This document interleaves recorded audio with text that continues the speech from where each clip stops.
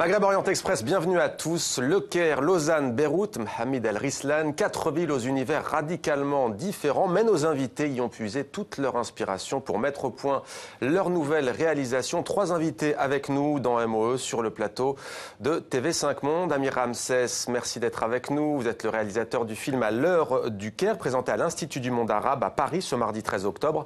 C'est dans le cadre de l'hommage qui est rendu à l'acteur égyptien Nour El-Sharif, disparu en août dernier.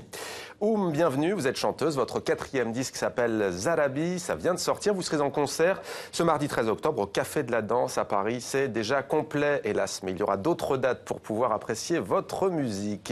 Et puis la Gale avec nous également, rappeuse suisse, votre 2e disque s'appelle Salam City Rocker, c'est désormais dans les bacs, vous serez à l'affiche du festival Mama le 16 octobre, c'est donc vendredi, dès le lendemain également en concert à Niort en France, le début d'une longue tournée dans l'Hexagone. On commence cette émission avec cette distinction pour la Tunisie. Le quartet du dialogue national a été récompensé. Il a reçu le prix Nobel de la paix.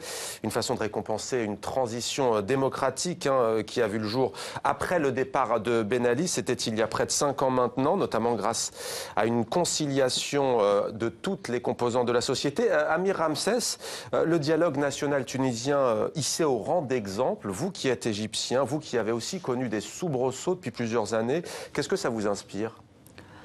Bon, comme on dit toujours, c'est devenu cliché, mais le scénario tunisien n'a jamais été l'égyptien.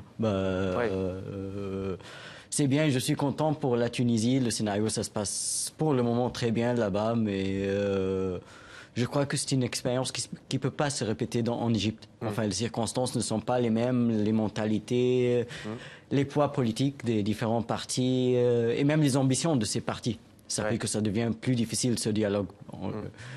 On espère, on est optimiste, mais bon, il faut être raisonnable quand même. Alors précisons que c'est le syndicat historique, l'UGTT, la Ligue tunisienne des droits de l'homme, l'Ordre des avocats et l'UTICA, organisation patronale, qui ont donc reçu collectivement ce prix Nobel de la paix. La Gale, je sais que vous suivez attentivement ce qui se passe en Méditerranée, pas seulement, mais en tout cas dans cette région notamment. Comment est-ce que vous avez réagi en apprenant cette nouvelle, en vous réveillant vendredi matin comme tout le monde? Est-ce que... C'est vrai qu'il y a peu de bonnes nouvelles en ce moment qui viennent de pays arabes. Comment vous avez réagi, vous, à titre personnel? Ça rend heureux, mais il faut voir le long terme, je dirais. Ouais. Et c'est vrai que, comme il le disait, les enjeux sont différents par pays, donc c'est extrêmement dur de se figurer ce que ça peut donner, ne serait-ce que dans 6 mois. Donc. Ouais.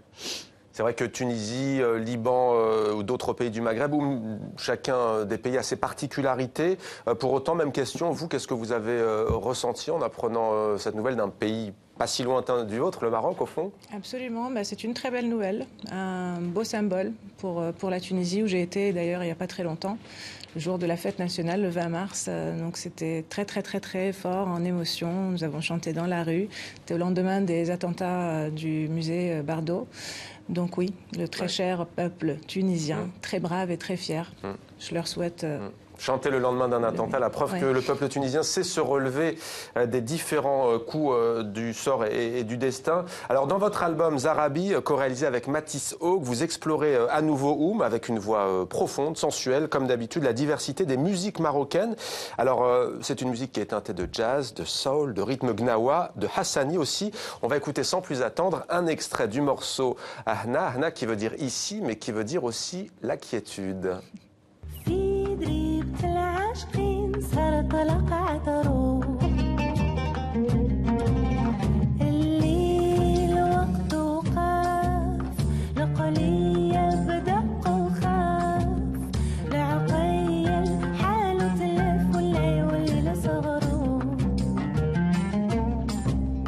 هنا فين تحب طيور طير وتفرقع فوق ذاك البير فين سكن السر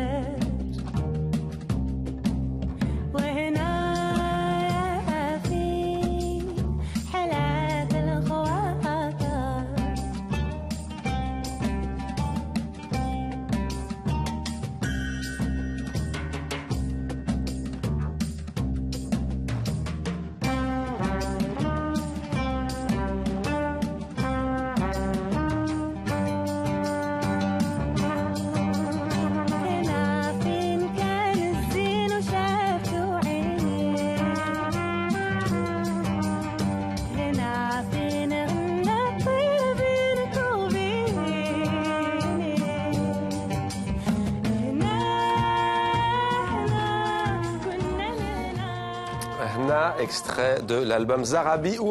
Peut-être d'abord quelques mots sur ce titre, Zarabi. Zarabi, ça veut dire tapis en darija, c'est-à-dire en dialecte marocain. Pourquoi ce titre? C'est une forme d'hommage? C'est en effet un hommage à des dames artisanes de la ville de Mohamed Rizlan, précisément du concept Taragalt, donc le festival dont je suis marraine, qui se tient à Mohamed Rizlan. Ce sont donc des femmes qui conçoivent des tapis à base de veaux vêtements usagés. Donc ils les recyclent en des très très beaux objets où à la fois on retrouve plusieurs textures, plusieurs vêtements dans ce même objet. Il y a aussi là une symbolique, un peu comme nous on fait la musique, de ne pas se priver et de mettre ensemble tout plein de choses, plein de couleurs et de les rassembler dans un même objet, un album. Voilà pour la métaphore. Alors vous avez tourné dans le lieu précis que vous avez cité, près de ce festival que vous parrainez. Vous avez d'abord repéré une maison, il me semble, mais vous avez refusé d'enregistrer à l'intérieur. Vous avez préféré être dans le désert. Pourquoi ? En fait, on a repéré la maison, une vieille maison restaurée. On est allé, on a installé tous les micros. C'est pas, on a refusé. C'est un peu le. Ça s'y prêtait pas.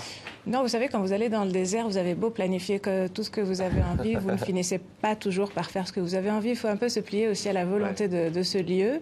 Et donc, on n'a pas refusé. C'est l'extérieur qui nous a appelés. Et puis finalement, c'était logique parce qu'on n'allait pas aller aussi loin pour finalement s'enfermer entre quatre murs aussi anciens pouvaient-ils être.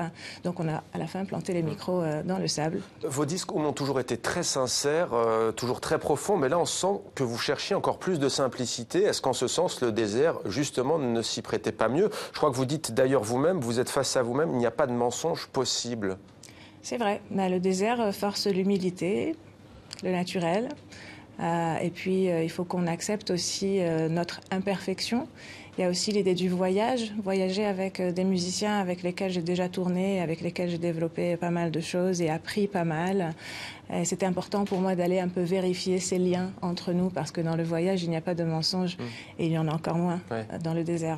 Alors la Gale, les journalistes, nous aimons bien parfois mettre les artistes, qu'ils soient, quel que soit leur genre, dans des cases. Là, on a encore une fois la preuve, on va le voir avec vous tout à l'heure, qu'en fait, on tisse un peu à la manière, on tisse sa musique à la manière d'une tisseuse, comme avec les tapis.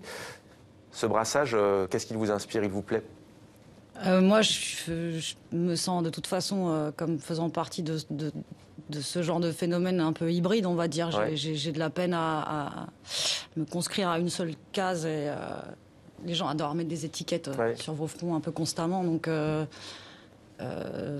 je dirais qu'à un moment donné, peu importe les titres que vous leur donnez. Alors cette fois, vous avez puisé également dans différents genres. C'est un rap basé sur les samples, d'accord, mais influencé aussi par d'autres genres. Lesquels, par exemple? Qu'est-ce qui vous a inspiré cette fois-ci pour Salam City Rockers? Au niveau musical, donc. Oui.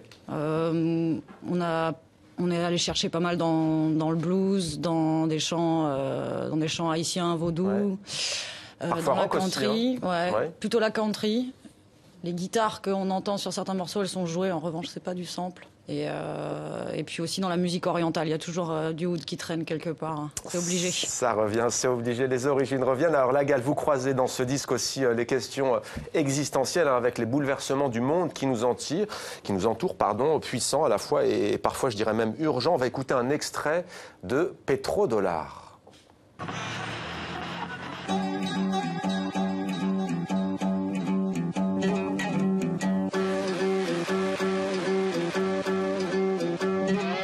J'ai des astres dans le viseur qui me portent la poisse. Ma carcasse absente de leur registre et leur cadastre. Ma gueule encadrée dans leur liste et leur câble. Le code génétique qui trahit à chaque fois je me déplace. Sous d'absurdes lignes à la une, on m'affuble. Mon image dissoute à la crasse et à l'usure. Et pour m'expliquer sur l'origine de mes séquelles, j'ai le droit à mon briquet et mon essence culturelle. La suite est lisible et les muselières suivent. Entre la plaie et l'acide et la pile de missives. La lucidité gagne mais ne prévient pas des dérives. La carotte, la cravache garantissent l'offensive. Mascotte humanitaire en marge des sommets mondiaux. Ma sale gueule en prime pour récolter la sève. Oblitération des aspects psychosociaux. Et chacune de mes rimes passées sur leur bureau. Je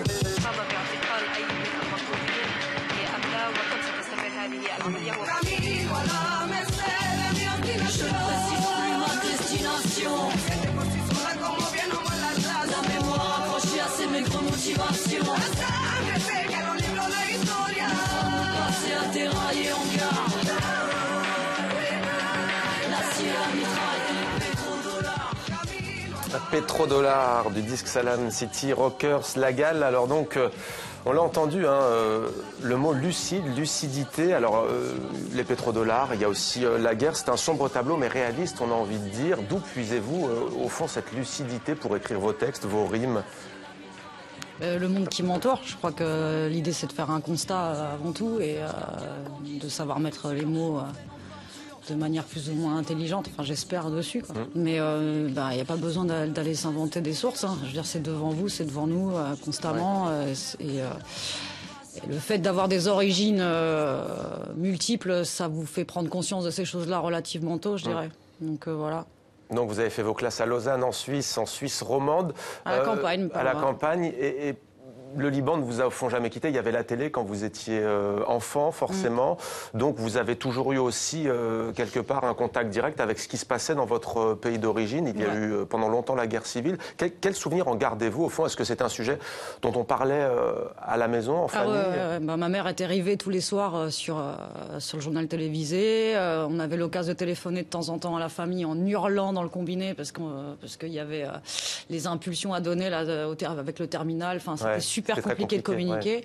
Et moi, j'y suis allée la première fois en 91, j'avais 8 ans. Donc c'était la fin de la guerre, à peine. Enfin, si on peut dire la fin de la guerre civile, c'était dévasté. Vous vous imprégnez de ce que vous pouvez de manière assez spontanée quand vous êtes gamin. Moi, je suis tombée malade en plus, mais c'est vrai que c'était une grosse gifle. Une grosse gifle. Mais je suis revenue, je savais parler l'arabe plus ou moins couramment. Donc c'était la première amorce, premier lien avec la famille, première fois que je voyais mes cousins. Donc, Amir Ramsès, je sais que vous aimez beaucoup la musique. Peut-être quelques réactions à ce qu'on vient d'entendre. D'abord de Doom et puis aussi donc de La Gale. Bon, c'est pas mon première expérience. Je connais sa musique, bien sûr, depuis longtemps. Je suis grand fan et comme d'habitude, c'est génial. Et le rap de La Gale? La Gale, en fait, moi, je suis pas vraiment rap. C'est la première fois que j'entends sa musique, mais moi, j'aime en fait le genre de mix qu'elle fait. Mais le rap, Amir Ramsès, on le sait, c'est une musique quand même qui, comme le fait La Gale, porte, j'ai envie de dire, la voix des sans-voix. C'est un peu d'ailleurs le cas de votre film. On l'a vu avec des rappeurs égyptiens, on l'a vu avec les rappeurs tunisiens, qui ont souvent payé un lourd tribut d'ailleurs, quand ils dénonçaient l'arbitraire, quand ils dénonçaient les injustices. Il faut qu'il y ait encore aujourd'hui, en Égypte, même si c'est compliqué, des rappeurs qui portent la voix de ceux qui n'ont jamais droit au chapitre. Il en existe, je crois. Mais non, mais moi, ce que je veux dire, que ce qui m'intéresse dans la musique de La Gale que je viens d'entendre, c'est, enfin, il y a un genre de métissage musical, si vous comprenez ce que j'essaye de dire. Ça a dépassé le rap simple qu'on connaît depuis. Elle a sa propre identité, en fait. La Gale, d'ailleurs, c'est ça m'a marqué. Je l'ai dans l'oreille. Le mot rap indépendant, il vous va, au fait, La Gale, ou il vous agace? Vous dites ça. Indépendant, ça me va. Conscient me gêne un peu plus. Pardon? Conscient, ça me gêne un peu plus. Oui, conscient, oui. Parce qu'à la base, c'est une musique quoi, si on fait pas du rap conscient, on rap sous Xanax. C'est antinomique. Alors, Amir Ramsès, vous revenez donc après Jews of Egypt, vous revenez avec ce film qui s'appelle À l'heure du Caire. Alors, il y a 6 personnages qui passent une journée bouleversante. Ça se passe dans la capitale égyptienne, le Caire. Alors, il y a un ancien acteur qui vit dans la solitude. Il y a une ancienne actrice qui est tombée dans le délire des fatwas. Il y a un habitant d'Alexandrie qui est atteint de la maladie d'Alzheimer et qui cherche désespérément son dernier souvenir. Il y a un jeune dealer, notamment aussi. Et puis, il y a un couple qui tente de faire l'amour dans une société opprimante, une ville sous tension sociale et religieuse. On regarde un extrait. آسف السؤال يعني بس أستاذ يحيى كان بيقول لي أخو حضرتك كان بيكره والدته. وهو الحقيقة مش فاكر ليه وده كان موضوع مؤرقه جدا. زمان لما أبويا اتجوز والدتي البلد ما كانتش عاملة كده. كان عادي جدا إن الواحد يحب واحدة ويتجوزها وتبقى من ديانة تانية غير ديانته. لكن للأسف عيلته ما غفرتلوش ده حتى بعد ما أمي أشهرت إسلامها. أخويا لما كبر وعرف خد نفس موقفه. هي كانت مسيحية. علشان العالم يكمل كان محتاج ناس من أنواع مختلفة. هو قال لي كده.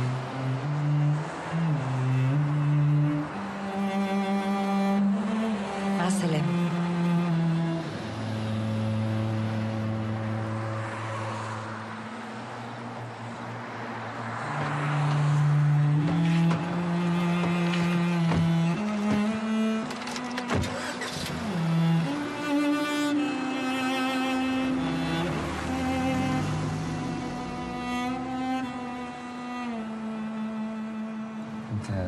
عارف البنت دي تبقى مين؟ أميرة بنتي. ايه ده، ما انت ليه عملت كده؟ هي دي الطريقة الوحيدة اللي هتفهم بيها إن ما ينفعش تبقى جزء من رحلتي، وإني ما ينفعش أرجع معاها.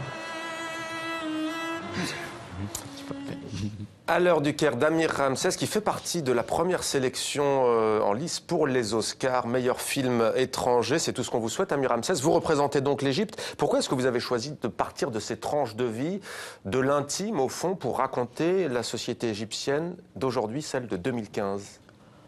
Bon, en fait, c'est un peu compliqué parce que l'histoire du film, ça m'est pas venu en un seul moment. Ouais. Le film, les 3 histoires, j'étais en train de les construire depuis 2007. Je me réveille un jour en novembre 2007, je lis le journal du matin, il y a cette fatwa que j'utilise dans le film parce que cette fatwa, c'est vrai. Le fatwa qui dit que les acteurs qui jouent le rôle de couple dans un film, ils sont vraiment mariés parce qu'il y a les témoins, les spectateurs de ce mariage. Alors, ils doivent se divorcer après le tournage. Ça, c'est une vraie fatwa qui m'a énervé. Que vous avez lu dans les journaux, ouais. Oui, que j'ai décidé de l'attaquer dans un film. J'ai commencé à écrire cette histoire. L'histoire du couple, ça m'est venu 1 an plus tard. Et puis, l'histoire d'Alzheimer, le métaphore d'Alzheimer, de l'oubli, comment la ville peut oublier ses habitants, comment elle peut changer et leur nier leur façon de vivre. Ça aussi, c'était un angoisse qui me hantait toujours. Et sur plusieurs années, j'ai commencé à écrire ces 3 histoires. J'ai trouvé que ça représentait l'Égypte délirante de ce moment. Ouais. Si vous avez tissé un peu à la manière de nos artistes aujourd'hui sur le plateau. Vous abordez donc des tabous, des non-dits, hein, ceux de quelques familles, mais au fond de la société égyptienne. Il était question de religion. Vous continuez dans ce travail d'exploration de la religion après votre précédent documentaire. Pourquoi est-ce que vous allez vers ces tabous-là aujourd'hui? Peut-être pour sortir aussi du champ purement politique, géopolitique, où l'on parle de l'armée, des frères musulmans. Vous dites qu'en fait, les choses se passent ailleurs, se jouent aussi ailleurs? Oui, je ne sais pas, vivant en Égypte, moi je crois que les gens ne parlent ni de l'armée ni des frères musulmans en ce moment. Ouais. On a plus d'angoisse. Sur le quotidien, comment vivre, comment nourrir sa famille? Économique, oui, de point de vue économique, oui, mais aussi de point de vue social, parce que même si les frères musulmans ne sont plus au pouvoir, enfin les conservatismes, le conservatisme, les salafistes, les mouvements islamistes qui sont quand même un peu plus délirants que les frères musulmans dans leur fatwa, dans leur façon de penser. Ils sont là, ils sont dans la rue. Ça n'a pas changé. C'est pour ça qu'on est. Alors, ce qu'on voit aussi dans votre film, c'est le poids sécuritaire, la police, les contrôles policiers. Vous retranscrivez bien cette société, ça vous fait rire, oui, parce qu'il y a pas mal d'humour aussi dans votre film. Et une société assez étouffante, au fond. Oui, on a peur maintenant. On l'avait pendant le temps de Moubarak, on l'avait pendant le temps des frères musulmans, on a toujours peur. Ouais. L'idée de sécurité, ça devient une phobie pour les Égyptiens, vu la scène du fantasme des jeunes qui imaginent la police qui vient les arrêter parce qu'ils sont amoureux. Peut-être une réaction sur cette idée justement de partir d'histoires personnelles pour essayer de parler de ce que vit une société. À votre avis, est-ce que ça peut être plus bénéfique, plus salvateur, encore une fois, que d'être toujours sur des débats politiques, géopolitiques, parfois stériles? Ça peut être porteur, selon vous, ce genre de film? Très certainement. Je pense que d'abord parce qu'il y a de la sincérité, parce que quand on est touché par quelque chose et comme il disait, je l'attaque. Ouais. Donc c'est plus qu'un investissement, c'est faire ça de ses mains, de la façon dont mon cœur le ressent. On a fait un petit peu la même chose avec la musique et avec cet album, parce que longtemps les gens ils disent tout à l'heure on parlait aussi d'étiquettes, tu es dans quel registre et puis ceci. Et finalement on essaie toujours de faire ce que les gens attendent de nous qu'on fasse. Et je pense que le plus juste c'est de faire comme on le sent. Je pense que plus c'est sincère, et ça relancera certainement encore de toute façon les débats. Mais l'essentiel, c'est qu'on soit juste avec nous-mêmes. Lagal, à ce sujet? Comme je dis, moi je pars de toute façon d'une expérience personnelle pour raconter ce que j'ai raconté dans mes textes. Donc, et puis on est tellement en train de s'écarter de l'humain, en fait, dans toutes les discussions, effectivement, qui portent aux aspects politiques, sociopolitiques. On est dans les chiffres, dans les statistiques, on n'est plus dans les expériences humaines. Donc, la Suisse a longtemps été louée pour, justement, forme de neutralité, à tort ou à raison, en tous les cas, une terre d'accueil. Ça vous fait sourire, mais les choses ont changé. Vous sentez cette crispation identitaire, y compris... La Suisse devait accueillir, pour vous donner un exemple, après on va arrêter sur tous ces trucs de chiffres, justement, mais devait accueillir à peu près 3000 réfugiés syriens. Oui, exact, c'est le chiffre. Il n'y en a même pas 30 qui sont arrivés. Terre d'accueil. Amir Ramsès, peut-être quelques mots donc sur la suite. J'ai presque envie de vous dire, la nomination, qu'est-ce que ça vous fait, les Oscars? Ce serait quand même magnifique. Vous l'avez appris, je rappelle, il y a quelques heures seulement. Hein. Oui, écoute, on n'a jamais eu un film qui a passé les premières éliminations des Oscars. Déjà, c'est la comité égyptienne qui s'occupe de la sélection qui l'a sélectionné. Vous avez déjà passé un premier cap. Oui, j'ai pas grand espoir à ce que ça se passe, ça dépasse les éliminations, mais quand même, ça fait plaisir que le film soit pour la comité qui sélectionne le film le plus important de l'Égypte de l'année. Ça, c'est... Ça me flatte. Eh bien, on suivra tout cela avec vous. Lagal, on va prendre la direction d'une ville et d'un pays que vous aimez beaucoup. On l'a compris ce soir, il s'agit de Beyrouth. On va partir au festival du film de Beyrouth. Ça s'appelle Le BIF. C'est jusqu'au 15 octobre 2015. Cette année, l'événement se tient dans un contexte social et surtout politique assez tendu. Reportage de Chérine Yazbek. Cette année, le festival s'est battu pour continuer d'exister. Il tente de se faire une place dans un pays en pleine crise sociale. C'est l'un des films en compétition. Aïda Anna d'Eli El-Seman colle au plus près de l'actualité du Liban. Il reflète le malaise des jeunes en rupture avec les institutions du pays. C'est un film du Liban d'aujourd'hui. Si on réclame quelque chose, si on kidnappe quelqu'un, notre moyen d'expression est de descendre dans la rue et de brûler des pneus. Les jeunes se demandent pourquoi les forces de l'ordre s'en prennent uniquement à eux alors qu'ils ne s'attaquent pas aux autres. Entre la grogne sociale et la guerre en Syrie, il a fallu toute la ténacité des organisateurs pour maintenir cette édition. Le festival a réduit la voilure, pas d'invités internationaux. Le risque était trop grand. Pour organiser cette année, vraiment, je peux vous dire la vérité, c'était difficile. Ceux qui n'ont pas décommandé, nous, on a décidé d'appeler, contacter tout le monde et leur dire on ne veut plus avoir des invités. On ne peut pas prendre une responsabilité pour 40, 50 personnes avec une situation où on ne sait pas ce qui va se passer dans une minute ou dans une heure. Aux troubles sécuritaires s'ajoute la censure de l'État libanais. Celui-ci vient d'interdire WASP, le film sur l'homosexualité de ce franco-libanais sélectionné au festival. C'est sûr que je suis déçu. J'aurais trouvé ça très intéressant de voir la réaction du public, de pouvoir en parler avec eux. D'autres films, plus grand public, n'ont pas connu de telles mésaventures. Ce soir-là, Le Petit Prince est projeté en avant-première. Loin des problèmes sociaux, il apporte cette étincelle magique qui ravit ce jeune spectateur. Oui, j'aime beaucoup le cinéma. Je viens avec ma maman à l'avant-première du film et du Petit Prince. Et j'aime beaucoup j'ai lu le livre du Petit Prince. On peut se cultiver avec les films et on peut voir, c'est cool aussi. Malgré ces difficultés, la programmation riche de 80 films et la fréquentation toujours croissante permettront d'offrir une part de rêve à un public libanais qui, contexte régional oblige, en a plus que jamais besoin. Voilà, Lagal, c'est toujours compliqué au Liban, mais tout de même, ça reste une place assez forte. Hein. C'est une capitale culturelle mondiale. Ça peut être aussi comme ça que... c'est pas de là que peut venir le salut aussi. C'est une chose importante de maintenir comme ça des événements culturels. Ah ouais, je pense que c'est nécessaire. Et ça, malgré le fait que certaines choses soient censurées, on espère que ça évoluera, mais... ça permet d'ouvrir un tout petit peu le champ aussi, quoi. Ouais, et puis après, ça a toujours été un brassage culturel important, Beyrouth. Donc, je pense que plus on met la pression aux gens, plus ils ont cette avidité, cette soif de surpasser la situation et d'inventer des nouvelles choses, que ce soit dans la danse, la photo, la musique. Ouais. Voilà, il y a vraiment... Des artistes à l'avant-garde, souvent. Voilà. Je sais que vous êtes fan des Clash, mais le titre de votre album, on évoquait tout à l'heure celui d'Oum, je vous vois sourire. Pourquoi Salem, en fait? Il y a des sorcières, c'est ça dans l'air? Qu'est-ce qui se passe? Je ne sais pas si vous avez écouté le disque, mais on parle, il y a beaucoup, voilà, il est question de chasse aux sorcières. Oui. Donc en Suisse, jusqu'en 1700, on brûlait encore des femmes et des personnes sur la dernière, c'était fin 18e, hein, vous avez raison, oui. Mais là, c'est Salem, c'est les États-Unis. Hein. Voilà, bon, le côté sorcière de Salem, et c'était un procès auquel je m'étais intéressée. Voilà, c'était un clin d'œil aussi au Clash City Rockers. Voilà, je ne sais pas si ça tout est dit. nécessite plus d'explications. C'est parfait. Merci à vous, Lagal, Amir Ramsès, merci. Merci à vous d'être venu sur le plateau de MOE.